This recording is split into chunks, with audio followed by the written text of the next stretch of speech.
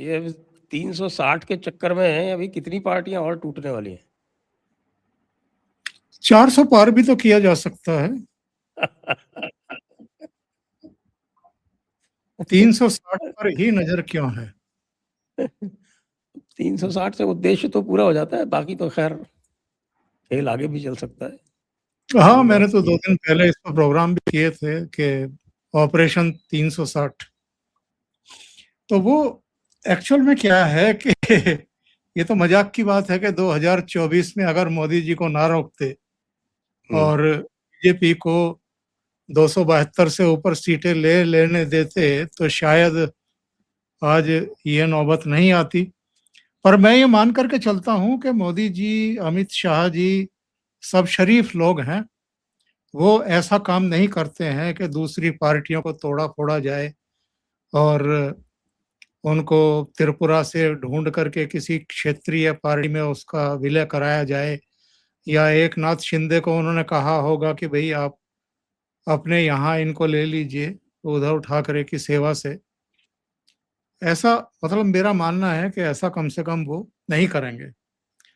लेकिन सोचने वाली बात उन लोगों के लिए है कि जो पार्टियां और जो दलों के प्रमुख अपने नेताओं को, अपने सांसदों को, अपने विधायकों को अपने साथ बनाए रखने में नाकाम हैं, वो किस तरह की लीडरशिप उनको दे रहे हैं, या ऐसे कौन से नीतियां, कौन से सिद्धांत हैं जिनसे उनका मोहभंग हुआ जा रहा है, या ऐसा क्या माहौल इन लोगों ने बना दिया है कि जो चुन करके आते हैं, इन्हीं की पार्टी के सिंबल पर चुन करके आ रहे हैं, वो वहां अपने को इनसिक्योर महसूस करने लगते हैं। क्यों इनका साथ छोड़ देते हैं? अगर टीएमसी की बात करें, अगर ममता बनर्जी की बात करें, तो 15 साल तक वो मुख्यमंत्री रह ली हैं। 98 में उन्होंने टीएमसी का गठन किया था, जनवरी 98 में किया था। सोनिया जी तो खैर मार्च 98 में कांग्रेस की अध्यक्ष बनी थी, लेकिन सक्रिय पहले ही हो गई थी।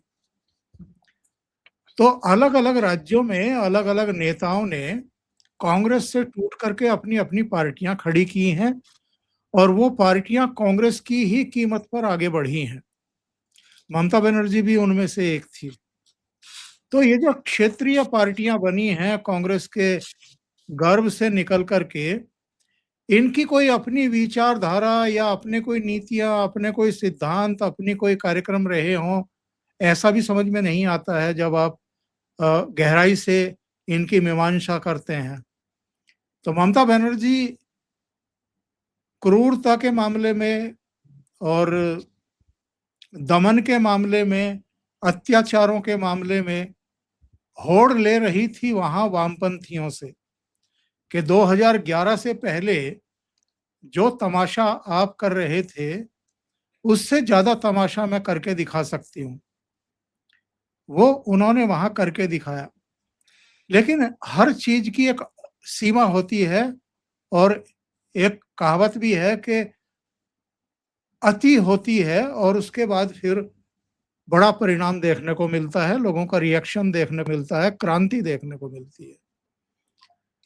तो वहां जो विधायक टूटे हैं, 80 में से 64 अब तक टूट चुके हैं, और एमपी टूट करके आ गए हैं।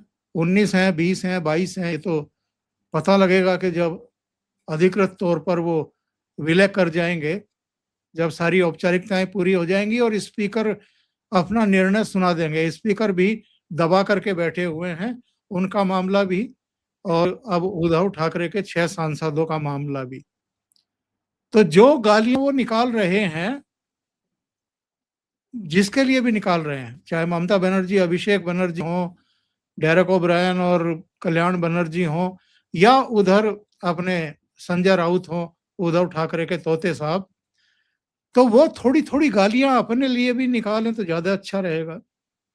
क्योंकि वो अपनी पार्टी को, अपने सांसदों को, अपने एमएलएज को संभाल करके नहीं रख पा रहे हैं।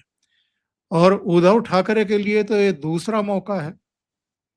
जून 2022 में भी टूटी थी पार्टी, तब भी इनके 56 में से 40 एमएलए टूट गए थे एकनाथ शिंदे के नेतृत्व में। अब फिर टूटी है, इस बार सांसद टूटे हैं, पहले भी 18 में से 13 सांसद टूट गए थे। तो उनको जरा ज्यादा आत्ममंथन करने की जरूरत है। एक और मेरी रीडिंग है, और ये कोई मतलब रहस्यात्मक नहीं है, सबको पता है।